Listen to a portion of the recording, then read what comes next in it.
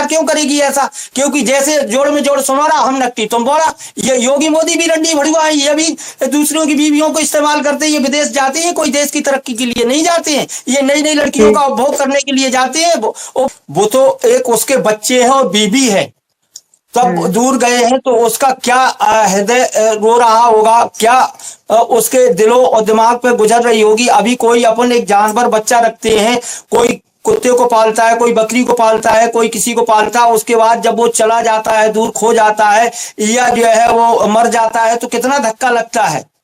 जब जानवर के पालने पर, जाने पर, मरने पर इतना धक्का लगता है, वो तो उसकी बीवी है।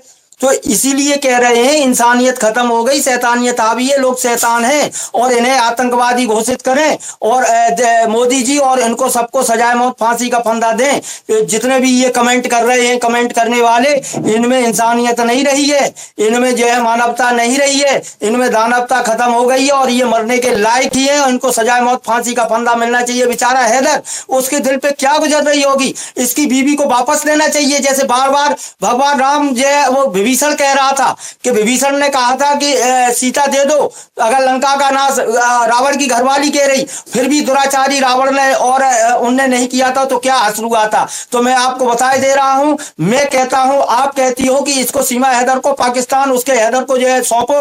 अगर तुम जो लोग जो है उसको नहीं सौंपेंगे तो इनका ही वही हाल होगा जो रावण का हाल हुआ, इनका सर्वनाश हो जाएगा। ठोस कार्रवाई हो रही है।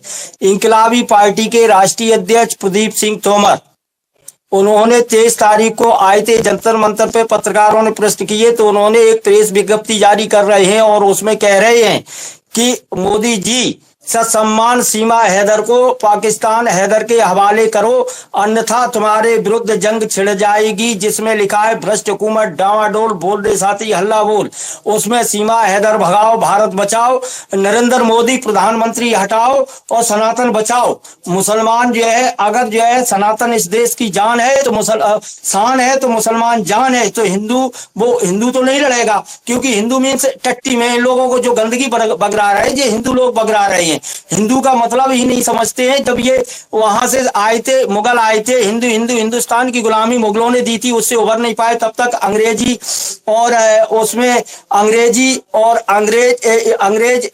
और अंग्रेज इंडिया की गुलामी दे दी गई, अंग्रेजियत की। तो इसलिए डबल गुलामी का शिकार हुआ है, इसलिए ये कुछ नहीं कर सकते। तो हम लोगों ने अभी आज जो है प्रदीप सिंह तोमर जो है जारी कर रहे हैं प्रेस विज्ञप्ति, और वो 500 अखबारों को जाएगी, चैनलों को जाएगी, और उससे जो है राष्ट्रपति, प्रधानमंत्री, मुख्यमंत्री, 4-5 मुख्यमंत्रियों को जाएगी। जैसे दिल्ली के मुख्यमंत्री, उत्तर प्रदेश के योगी मुख्यमंत्री, मध्य प्रदेश के यादव मुख्यमंत्री और हरियाणा के सैनी मुख्यमंत्री, महिला आयोग, मानव अधिकार आयोग, पार्लियामेंट, थाना, और ये तुम्हारे राष्ट्रपति भवन। नहीं, और उसमें क्योंकि जो कुछ लोग नहीं करना चाहते तो प्रकृति ऊपर अल्लाह ताला की अदालत से कोई नहीं बचा है। निश्चित रूप से आप नहीं करोगे, हम नहीं करेंगे, कोई नहीं करेगा, लेकिन इस धरा पे करने वाला निश्चित रूप से अल्लाह ताला का कोई ना कोई बंदा फरिश्ता आएगा और सीमा हैदर को वहां पाकिस्तान पहुंचाएगा, खदेड़ के यहां से भगाएगा और इन लोगों को, दुष्टों को दंड देगा और इनका घमंड चूट चूट करेगा। क्योंकि सदा दिन एक से नहीं जाती, आज अगर तुम्हारी है तो कल किसी और की बारी है। क्योंकि जो चीज कहते हैं ना, तो अगर तुम पाकिस्तान से, अरे दूसरी की बीवी दूसरे को दो।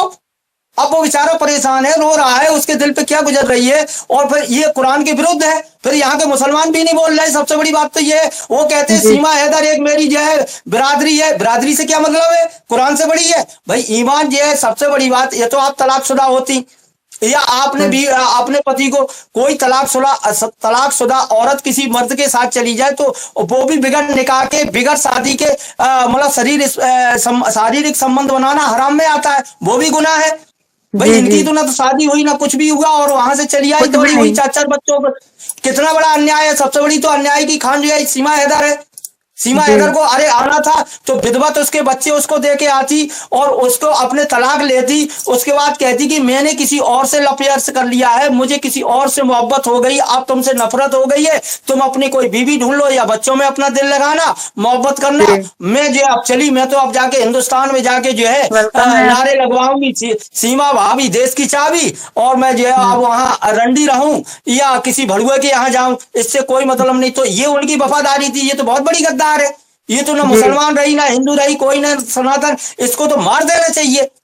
सरकार को सजा मौत फांसी का फंदा देना चाहिए, लेकिन जी और बिल्कुल। आज जो सबसे बड़ी बात यह है कि चाहे वो हिंदुस्तान हो या पाकिस्तान हो या अरब हो, अन्य जगह हो, सबसे बड़ी ईमान की ताकत, कुरान की जो ताकत है वो ईमान की ताकत है। जी ईमान जी की ताकत पे जो इस्लाम पैदा हुआ, मुसलमान बना, मतलब सबसे बड़ी पूरे विश्व में जो आशा थी मुसलमान से कि वो ये न्यायकारी है, ईमान वाला है, अच्छा है, लेकिन आज सबसे बड़ी दुर्दशा, बेईमान औरतों ने इस देश को गुमराह किया, पूरे विश्व को गुमराह कर दिया। चाहे वो सीमा हैदर हों या और कोई हो, इस तरीके की हजारों लाखों औरतें, बड़ी लज्जाजनक स्थिति बन गई है। वो कभी कभार तो मुझे ये देखना पड़ता है कि मैं इसी भारत में रह रहा हूँ कि और कहीं रह रहा हूँ, क्योंकि एक मैं दृश्य देखता हूँ, अब औरतें यहाँ तक गिर गई, कितनी अच्छी महान होती थी, कितने कितने महान औलिया पैदा किए, पैगंबर, दिगंबर, भगवान, हनुमान, धनवान, बलवान, पहलवान, कितने कितने। और आज की स्थिति में औरत ने अपना स्तर, जो मर्यादा पुरुषोत्तम भगवान राम ने रावण से नारी के सम्मान की सुरक्षा की लड़ाई लड़ी थी, न कि कोई उन्होंने भड़वाईगिरी की थी।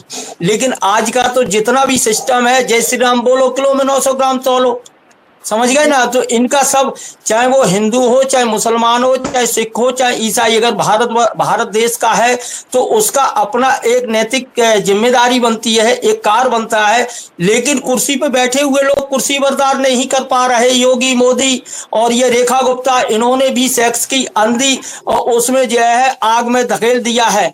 कैसे मोबाइल का बैलेंस कराना है तो महिलाएं उसको जो है अपने लवर को फोन करेंगी, तब वो करेंगी, वो बुलाएगा, उसके साथ जाएंगी, तब उनका बैलेंस होगा।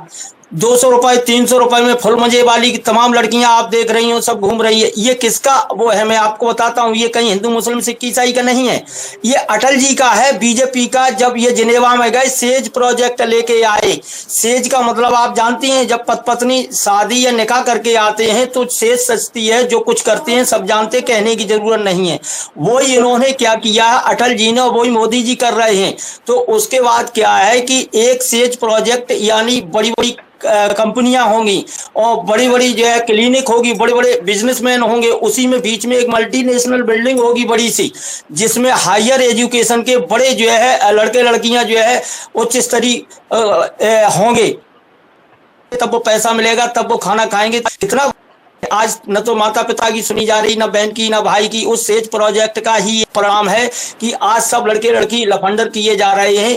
कोई भी ईमान वाली बात नहीं सिखाई जा रही, अल्लाह वाली कोई बात नहीं सिखाई जा रही है, कुरान वाली कोई बात नहीं सिखाई जा रही, नमाज रोजा वाली कोई बात नहीं समझाई जा रही है।